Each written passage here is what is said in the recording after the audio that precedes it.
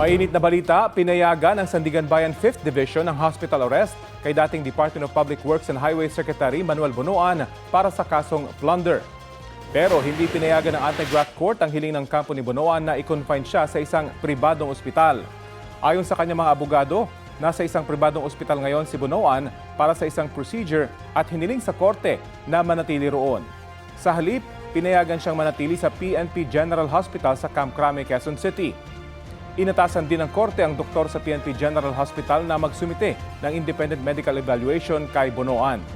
Kapag daw pwede nang i-discharge si Bunuan, ililipat siya sa New Quezon City Jail kasama ang mga kapwa-akusadong sina Senador Jingo Estrada at 3 dating opisyal ng DPWH.